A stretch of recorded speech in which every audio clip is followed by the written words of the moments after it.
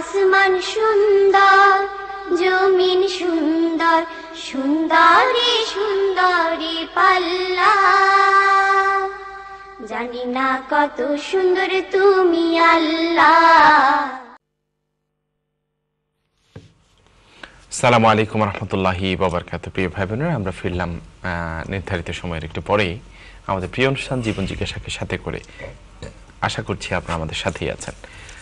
প্রিয় ভাই বোনেরা, দেরি না করে চলে যাচ্ছি আমাদের সম্মানিত শেখের কাছে, জেনে নিচ্ছি ওনার কুশলাদি। আসসালামু আলাইকুম। ওয়ালাইকুম আসসালাম ওয়া রাহমাতুল্লাহি ওয়া বারাকাতুহু। আলহামদুলিল্লাহ, আল্লাহ তাআলা শুকরিয়া আদায় করছি। আল্লাহ তাআলা আমাদেরকে ভালো রেখেছেন এবং ইসলামী প্রোগ্রামে ইসলামিক কাজে একত্রিত হওয়ার তৌফিক দিয়েছেন। আমরা কিছুটা বিলম্বে শুরু করতে হলো অসুবিধার কারণে। দর্শক যারা অপেক্ষায় ছিলেন, আমরা আন্তরিকভাবে দুঃখিত। তবে আল্লাহ তাআলা আমাদেরকে এই যে আবার ভালো কাজে একত্রিত করেছেন, এই জন্য সকল শুকরিয়া আমাদের মনের গভীর থেকে আমরা তারই প্রতি উচ্চারণ করি আলহামদুলিল্লাহ। আলহামদুলিল্লাহ। আমরা চলে যাব কলারের কাছে সরাসরি, দেখবো কে আছেন আমাদের সাথে। আসসালামু আলাইকুম। আসসালামু আলাইকুম। ওয়ালাইকুম আসসালাম। ভাই, আপনার প্রশ্ন বলেন। জি, আমার একটা প্রশ্ন হুজুরের কাছে। জি বলেন। জি, যে বিয়া নির্ধারিত করা আছে আল্লাহ পাক, যে একটা ছেলে আর মেয়ের বিয়া, ঠিক আছে, জুড়ি মারা। তাহলে এই মেয়েটার বিয়া অনেক সময় দেখা যায় যে 8-10টা ছেলে আসে, দেখে যায় বিয়াটা হয় না, পরে লেটে, অনেক লেটে বিয়া হয়, তাতে মেয়ের বয়স চলে যায় অনেক 29-30-এ। তারপর মেয়েটা অনেক খারাপ কাজে হয়তো লিপ্ত হতে পারে বা চলে যায় অন্য রাস্তা দিয়ে। কারণটা কি, এটা জানতে চাচ্ছি হুজুরের কাছে। আচ্ছা, ঠিক আছে। আর কোনো প্রশ্ন? জি, ফোনটা কাটবেন না, আমি কাছ থেকে ফোন দিছি, ঠিক আছে। আচ্ছা, ঠিক। ধন্যবাদ আপনাকে। আল্লাহ তাআলা সূরা নাবার মধ্যে বলছেন, ওয়াজআলনাকুম আজওয়াজা, আমি তোমাদেরকে জোড়া করে সৃষ্টি করেছি। কাজে কোন নারীর সাথে কোন নরের সম্পর্ক হবে সেটা আল্লাহ তাআলা নির্ধারিত করেছেন, গন্তব্য নির্ধারিত আছে। কিন্তু আমরা অনেক সময় গন্তব্যে যাওয়ার পথে বাঁকা পথে আমরা অনেক সময় হারিয়ে যাই, বা শর্ট রাস্তা অনেক সময় দীর্ঘ হয়ে পড়ে, ঘুরে যেতে হয়। আধুনিক কালে নেভিগেশন সিস্টেম আছে, কিন্তু তারপরেও কোনো একটা এক্সিট হারিয়ে ফেললে অনেক ঘুরে ঘুরে যেতে হয়। গন্তব্যতে ঠিকই পৌঁছা যায়, কিন্তু অনেক ঘুরে ফিরে যেতে হয়।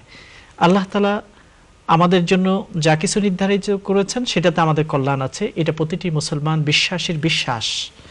তবে সেটাকে খুঁজে বের করার জন্য আল্লাহ তাআলা আমাদেরকে পরীক্ষা দিয়েছেন। এমন নয় যে আমার জন্য জান্নাত লিপিবদ্ধ আছে, তাহলে আমার আর কি কাজ করতে হবে।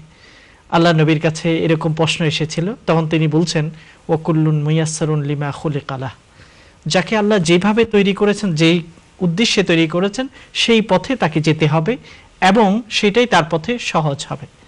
এখানে আপনি যেটা প্রশ্ন করেছেন যে একটা মেয়ের বিবাহ দেরি হয়ে যাচ্ছে, অনেক পাত্র আসছে কিন্তু পছন্দ হচ্ছে না, এটা একটা স্বাভাবিক প্রক্রিয়া এবং এটাতে আল্লাহ তাআলা তার জন্য কল্যাণ রেখেছেন। অনেক সময় হতে পারে যে অন্যান্য পাত্র যারা পছন্দ করেনি কিংবা বিবাহ করেনি, তাদের সাথে লিপিবদ্ধ নেই, কিন্তু সেখানে বিবাহ হলে তার জন্য আরও বড় ক্ষয়ক্ষতির বিষয়টি থাকতো। সেখান থেকে আল্লাহ তাকে রক্ষা করেন এবং ভিন্নভাবে আল্লাহ তাআলা দেন। আমাদের সব সময় একটা কমন বিষয় মনে রাখতে হবে, যত আমাদের কাছে যত কিছু অপছন্দ, যত কিছু আমরা পছন্দ করি না, আল্লাহ কোরআনে কারীমের মধ্যে বলছেন যে তোমরা অনেক কিছু অপছন্দ করো, কিন্তু সেখানে আল্লাহ তোমাদের জন্য কল্যাণ রেখেছেন।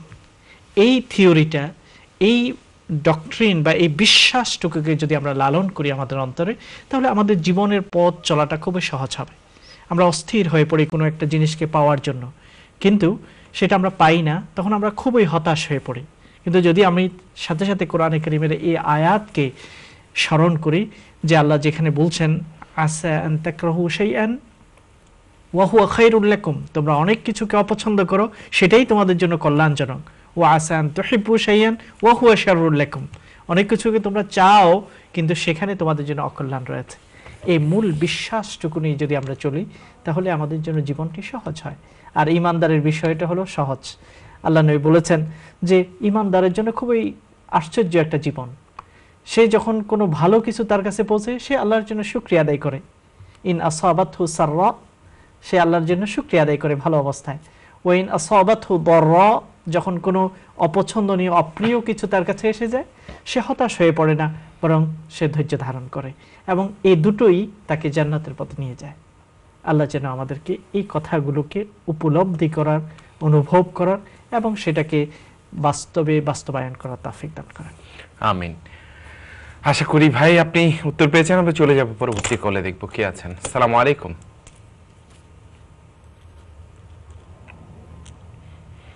আসসালামু আলাইকুম।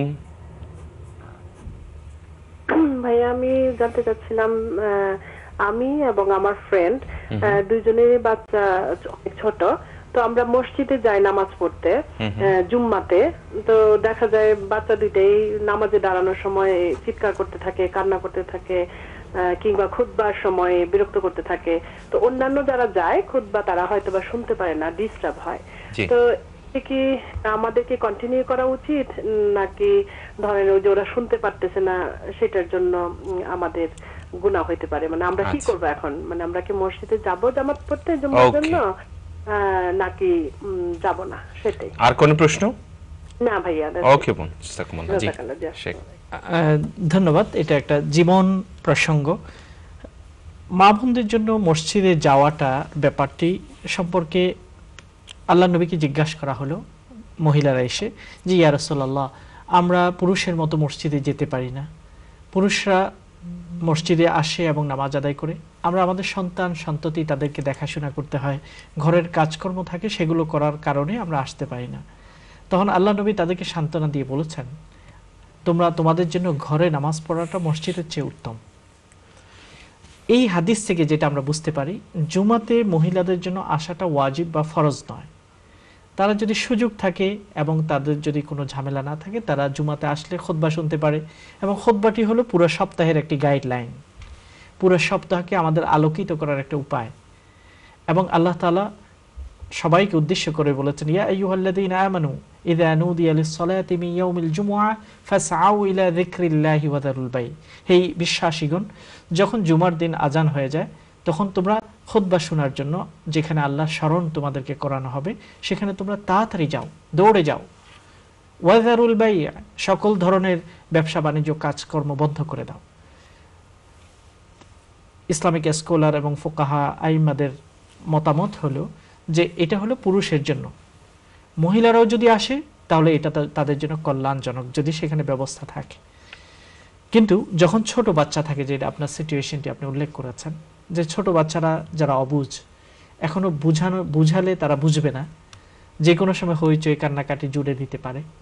এই সময় যদি আপনি মনে করেন যে আপনি যাওয়াটা আপনার খুতবা শোনা নিজেরও হচ্ছে না, অন্যদেরও অসুবিধা হয়ে যাচ্ছে, এবং ইমাম নামাজ পড়াতে গিয়েও তিনি হয়তো অসুবিধার সম্মুখীন হয় যখন বাচ্চাদের কান্নার আওয়াজ তার কানে পৌঁছে এবং তিনি হতবিহ্বল হয়ে পড়েন, এসব কারণে আপনি যদি মনে করেন আপনার যাওয়ার উপকারিতার চেয়ে অপকারিতা বেড়ে যাচ্ছে, তখন অবশ্যই আপনাকে সেটা বিবেচনা করতে হবে। না গেলেও আপনার যেহেতু মনের আগ্রহ আছে সেই কারণে আপনি সওয়াব পেয়ে যাচ্ছেন। আর যখন বাচ্চারা বড় হবে তখন হয়তো আপনি সেখানে যেতে পারবেন এবং শুনতে পারবেন। এই কারণে আমাদের পরামর্শ থাকবে যে কোনো জামাতে নামাজ আদায় করা, এই বিষয়টি যারা ছোট বাচ্চা থাকে, অবুঝ বাচ্চা থাকে, যাদেরকে বোঝানো যায় না, এবং তারা মাকেও ডিস্ট্রাক্টেড করবে এবং অন্যান্যদেরকেও তারা তাদের মনোযোগকে নষ্ট করবে, সেই মুহূর্তে এটা ভালো যে আপনি ঘরে নামাজ আদায় করেন, আল্লাহর কাছে দোয়া করেন, এবং আল্লাহ তাআলা না যাওয়ার কারণেও যে আপনার মনের ভিতরে একটা আগ্রহ বোধ আছে, সেটার কারণে ইনশাআল্লাহ আপনাকে অনেক অনেক সওয়াব দান করবেন।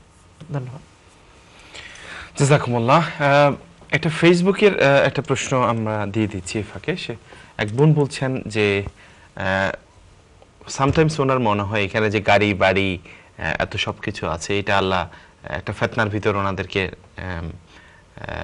মানে আটকে রেখেছেন, এবং ওনার মনে হয় যে আমরা জীবনের মেইন উদ্দেশ্য যেটা, এটা থেকে অনেক দূরে সরে গেছি। ফিলিংসটা অসাধারণ। তো এখন এটার জন্য কি আসলে এই বাড়ি গাড়িগুলো এনজয় করার ভিতর কি আসলে অকল্যাণ আছে, নাকি কিভাবে আসলে ইসলাম এটাকে বলছে? গাড়ি বাড়ি বা যেগুলো প্রয়োজন সেগুলো আল্লাহ প্রদত্ত নিয়ামত, সেটাকে উপভোগ করে আল্লাহ শুকরিয়া আদায়, এটাও ইবাদতের অংশ। তবে সেখানের ভিতর এত ঢুকে পড়া যে যেই ঢুকে পড়ার কারণে উঠার বেরিয়ে আসার কোনো পথ নেই, সেটা আবার ধ্বংসাত্মক। অনেক স্কলাররা এইভাবে দৃষ্টান্ত দিয়ে থাকে যে আপনি একটা বোট, নৌকা, সেটাকে আপনি চালাতে হলে পানি দরকার, নদীতে পানি লাগবে অথবা সমুদ্রে পানি দরকার হবে, তারপরে আপনি নৌকা চালাতে পারবেন। তা নৌকার জন্য পানি খুবই দরকার, পানি ছাড়া নৌকা চালানো যাবে না। আপনি কোনো ডিঙ্গি নৌকাকে শুকনো রাস্তায় রাজপথে চালাতে পারবেন না, পানি দরকার। কিন্তু সেই পানি যদি এতই অতিরিক্ত নৌকার ভিতরেই ঢুকে পড়ে, তাহলে সেই নৌকার জন্য বাঁচার উপায় থাকবে না, সেটা সমুদ্রের গভীরে তলিয়ে যাবে, নষ্ট হয়ে যাবে, এবং যারা তার যাত্রী থাকবে তারা সবাই ধ্বংসের প্রান্তে পৌঁছে যাবে। তেমনিভাবে এই দুনিয়াতে বাস করার জন্য আমাদের একটা থাকার জায়গা, বাড়ি দরকার, আমাদের গাড়ি দরকার। তবে সেই বাড়ি এবং গাড়ি এবং সম্পদের মায়া যদি আমাদের অন্তরের ভিতরে ঢুকে যায়, সেটার অর্থ হলো নৌকার ভিতরে পানি উঠে গেছে, পানি ঢুকে গেছে, এই নৌকা আর বাঁচবে না, ডুবে যাবে। তেমনিভাবে দুনিয়ার প্রীতি এবং সম্পদের মায়া মমতা এভাবে যদি আমাদেরকে মোহ জালে আচ্ছন্ন করে রাখে, যার কারণে আমরা আমাদের লক্ষ্য এবং উদ্দেশ্যকে ভুলে যাই, তখন এটা আমাদের জন্য ধ্বংস টেনে আনবে। আর যতটুকু প্রয়োজন সেটার মধ্যেই যদি আমরা সীমাবদ্ধ থাকি, অতিরিক্তগুলোকে যদি আখিরাতের জন্য আগে থেকে ব্যাংকে পাঠিয়ে দিতে থাকি, তাহলে সেটা আমাদের জন্য কল্যাণজনক হবে। আল্লাহ নবী বলেছেন, নি'মাল মালুস সালিহ লিররাজুলিস সালিহ, ভালো সম্পদের যারা অধিকারী এটা তাদের জন্য খারাপ নয়, কতই না ভালো, ভালো মানুষের হাতে ভালো সম্পদ, ভালো মানুষের হাতে ভালো সম্পদ কতই না ভালো। এটা আল্লাহ নবীর কথা, নি'মাল মালুস সালিহ লিররাজুলিস সালিহ, ভালো মানুষের হাতে ভালো সম্পদ কতই না ভালো। সে সেই ভালো সম্পদ দিয়ে অনেক অনেক ভালো কাজ করে, সে মসজিদে সেটা ব্যয় করে, মাদ্রাসায় ব্যয় করে, এডুকেশনে ব্যয় করে, ভালো পথে মানুষের জনকল্যাণ ধর্মী কাজ করে। তা আল্লাহ নবী বলছেন, ভালো মানুষের হাতে ভালো সম্পদ কতই না ভালো। এই জন্য সম্পদ দরকার আছে, তবে সম্পদের মোহ যেন আমাদেরকে আচ্ছন্ন করে না ফেলে। অনেক সময় আপনি সম্পদশালী, এটা দ্বারা আপনি অন্যান্যদেরকে দেখাশোনা করতে পারছেন, গরিব দুঃখীর প্রতি সাহায্যের হাতকে প্রসারিত করতে পারছেন। এখানে আমি একটা ঘটনা বলতে চাই, তাহলে তিনি যে প্রশ্নটি করেছেন সেটার একটা উত্তর সেখানে পাবেন। ডক্টর ইউসুফ করদাওয়ি তিনি তার একটি বইতে ইব্রাহিম আদহাম, একজন বড় বুজুর্গ ছিলেন পূর্বসূরীদের, তার ঘটনা বর্ণনা করেছেন। তার একজন ভক্ত ব্যবসায়ী তার সাথে দেখা করার জন্য মসজিদে আসেন, এসে বলেন যে আমি আগামীকাল বিদেশে যাব ব্যবসায়িক কারণে। তখন সফর তো আর ফ্লাইটে ছিল না, যখন মানুষ যেত অনেক সময় দরকার, 15-30 দিন অথবা আরো বেশি সময় লাগতো ফিরে আসতে। তো একদিন পরেই আবার দেখলো যে ফজরের নামাজে ওই লোকটিকে মসজিদে তিনি দেখতে পেলেন, তার থেকে বিদায় নিয়ে গেল যে ব্যবসায়িক সফরে তিনি বাইরে যাচ্ছেন, বিদেশে যাচ্ছেন। তখন ইব্রাহিম আদহাম তাকে জিজ্ঞাসা করলেন, কি ব্যাপার, আপনি ব্যবসায়ের জন্য বাইরে যাওয়ার কথা, ফিরে আসলেন কেন? তখন তিনি বললেন যে আমি ফিরে আসছি, আমি পথে যাওয়ার সময় একটা আশ্চর্য ঘটনা দেখে আমি ফিরে চলে আসলাম। আশ্চর্যজনক ঘটনা হলো এই, একটি মরুভূমি একটি অঞ্চলে আমি জার্নি করছিলাম, ব্রেক নিলাম, সেখানে দেখলাম যে একটি ভাঙ্গা কুড়ে ঘর, কোনো মানুষ, জনমানবহীন একটা লোকালয় যেখানে কোনো মানুষ নেই, এরকম একটা ভূমিতে আমি দেখতে পেলাম ঘরের এক কোণে একটা পাখি, ডানা ভেঙে গেছে, চোখে দেখে না, ডানাও ভেঙে গেছে, ডানা নেই, উঠতে পারে না, চোখে দেখে না, হাঁটতে পারে না। আমি চিন্তা করলাম যে এই পাখিটা যেখানে কোনো মানুষ নেই, গাছপালা নেই, এটা বাঁচে কিভাবে, আমি এটা দেখব, অন্ধ এবং ডানাহীন। তখন সে অনেক পরে দেখলো যে আরেকটি পাখি এসে মুখে করে খাবার এনে তাকে খাওয়াচ্ছে। তখন তিনি বললেন যে আমার মধ্যে এই অনুভূতি আসলো, যেই আল্লাহ এই পাখিটিকে চোখ নেই, ডানা নেই, এরকম পাখিকে এইরকম জায়গায় লালন পালন করে, সে আল্লাহ তো আমাকেও আমার বাড়িতে লালন পালন করতে পারে, আমি আল্লাহর ইবাদত করব, কেন আমি এত দৌড়াদৌড়ি করব ব্যবসার কাজে? তখন তিনি ফিরে গেলেন। ইব্রাহিম আদহাম অত্যন্ত বিচক্ষণী ছিলেন, তিনি তাকে বললেন, আপনি একটা অন্ধ পাখিকে দেখে ফিরে চলে আসছেন, কিন্তু আপনি তো আরো একটা পাখি দেখছিলেন, পাখিটা দুটা, একটা হচ্ছে অন্ধ ডিজেবল পাখি, আরেকটা পাখি হলো যেটা উড়ে এসে খাবার খাওয়ালো। তা আপনি নিজেকে অন্ধ এবং ডানাহীন ডিজেবল পাখির মতো মনে বানিয়ে কেন ফিরে আসলেন? আপনি কেন আরেকটা অন্য পাখিটার দৃষ্টান্ত অনুসরণ করতে চান না, যে নিজের জন্য খাবার খুঁজে বেড়ায়, আবার অসহায়দের জন্য খাবার খুঁজে বেড়ায়? তখন এটা শোনার পরে তিনি আবার ফিরে গেলেন ব্যবসার কাজে, যে আমি কেন ডিজেবল হব, আমি রোজগার করব, সম্পদ অর্জন করব, তবে সেটা শুধু নিজের জন্য নয়, সেই সম্পদ গরিব দুঃখী অনাথ অসহায়দের জন্য আমি সাহায্যের হাত বিস্তার করব। এই জন্য আল্লাহ নবীর এই হাদিসটি, ভালো মানুষের হাতে ভালো সম্পদ কতই না ভালো, এই স্লোগান আমাদের হোক। আমরা ভালো সম্পদ অর্জন করব, কোনো হারামে যুক্ত হব না। যেটা অর্জন হয় যদি বেশি আল্লাহ আমাকে দেন কোনো অসুবিধা নেই, এটা আল্লাহ নেয়ামত, এটার মাধ্যমে আমি আরো অনেক জনকল্যাণধর্মী কাজ করতে পারবো। আমাদের কত পরিকল্পনা, মামুন ভাইয়ের সাথে আমরা অনেক পরিকল্পনা নিই যে আমরা এই করতে পারি ইসলামের জন্য, মানবতার কল্যাণের জন্য। আমাদের পরিকল্পনার বিশালতা দেখলে খুবই মুগ্ধ হতে হয়, কিন্তু আমাদের পকেট খুবই শূন্য থাকে। বড় পরিকল্পনা আমাদের আছে কিন্তু পকেট নেই, আবার অনেকের বড় পকেট আছে কিন্তু তাদের কোনো পরিকল্পনা নেই, অনুভূতি নেই। আল্লাহ দুই জায়গায় দুইটা রাখছেন, কাউকে জ্ঞান পরিকল্পনা করার ক্ষমতা দিয়েছেন, পয়সা দেননি। আবার কাউকে পয়সা দিয়েছেন কিন্তু সে শুধু নিজেকে নিয়ে ব্যস্ত, যে তার অনেক বড় কাজ করার সুযোগ যে তার আছে, সে সেটা কল্পনা করে না। তবে দুটা যদি সমন্বয় হয়, যে আমার পরিকল্পনা আপনার সম্পদ, দুটা মিলিয়ে আমরা অনেক বড় কাজ করতে পারি, জগৎকে নাড়াতে পারি। আল্লাহ যেন আমাদের উভয়ের সমন্বয় করার সুযোগটুকু দান করেন। আমিন। জাযাকুমুল্লাহ শেখ, আমার কথার প্রতিধ্বনি হয়ে গেল একসাথে, সুবহানাল্লাহ। প্রিয় ভাই বোনেরা, চমৎকার একটি শিক্ষামূলক গল্প শুনলাম, অসাধারণ। আমার very inspiring for me as well, মাশাআল্লাহ। আশা করছি আপনাদের জন্য এটা অনেক বেশি ইন্সপায়ারিং। আমরা চলে যাব পরবর্তী কলে, দেখবো কে আছেন। আসসালামু আলাইকুম। ওয়ালাইকুম আসসালাম ওয়া রাহমাতুল্লাহ। ভালো আছেন আপনি? আলহামদুলিল্লাহ, কেমন আছো? ভালো আছি হুজুর। আপনি নম্বর দিতে পারবেন যদি আর্জেন্ট, কারণ মমে বেশি আর্জেন্ট চাই। মমে বেশি আর্জেন্ট চাই, মাশাআল্লাহ। ওকে, leave your number. Hello? Yes. Leave your number, okay, to our control room. They will collect your number. Stay in the line, okay? Okay. Jazakumullah. মাশাআল্লাহ। ঠিক আছে, এটা ভালো টেকনিক অবশ্য। ওকে তো আমরা রিফিউজ করতে পারবো না। মাশাআল্লাহ। আমরা চলে যাব পরবর্তী কলে, দেখবো কে আছেন। আসসালামু আলাইকুম। এখানে কি আমি একটা বিষয় অ্যাড করতে পারি? জি প্লিজ। যে অনেক ভাই বোনেরা ব্যক্তিগতভাবে কথা বলতে চান, এটা আমাদের জন্য অত্যন্ত সৌভাগ্য, কিন্তু সবাই সময়ের স্বল্পতা, কাজের ব্যস্ততা, বহুমুখী ব্যস্ততার কারণে অনেক সময় সেটা সম্ভব হয় না। এই ক্ষেত্রে বিশেষত যারা যোগাযোগ করতে চান, আমি দেখেছি যে গড়ে দুটা কারণেই যোগাযোগ করতে চান। একটা হলো তালাকের বিষয়ে জানতে চান, এটা হচ্ছে মূল একটা বিষয়। এই বিষয়ে এক্সপার্ট অনেকগুলো ফতোয়া সেন্টার আমাদের ইউকেতে আছে। আপনি যদি অনলাইনে যান, সেখানে অনেক দারুল ইফতার নাম্বার পাওয়া যায়, তারপরে যেমন শরিয়া কাউন্সিলের নাম্বার পাওয়া যায়, ফতোয়া সেন্টারগুলোর নাম্বার পাওয়া যায়। সেখানে যদি আপনারা যোগাযোগ করেন, এক্সপার্ট মতামতগুলো আপনারা পাবেন। সেই জন্য আপনি কষ্ট করে আমাকে খোঁজার দরকার হবে না। দ্বিতীয় আরেকটা বিষয় থাকে যে অনেকে আছেন যে বিভিন্ন জাদু টোনা এই জাতীয় বিষয়গুলোতে, এগুলোর ব্যাপারে আমাদের কোনো আগ্রহ নেই।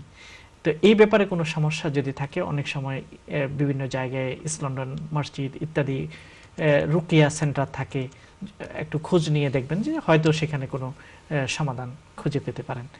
আর অন্যান্য বিষয়ে যদি হয় তাহলে ইনশাআল্লাহ আমাদের সাথে যোগাযোগ করলে আমরা সেটাকে ওয়েলকাম করব। জাযাকুমুল্লাহ। প্রিয় ভাই বোনেরা, দেখতে দেখতে আমরা প্রথম সেগমেন্ট শেষ করছি এবং ফিরে আসবো ইনশাআল্লাহ বিজ্ঞাপন বিরতি শেষ করে। আশা করছি আপনারা আমাদের সাথে থাকবেন। আসসালামু আলাইকুম ওয়া রাহমাতুল্লাহি ওয়া বারাকাতুহু।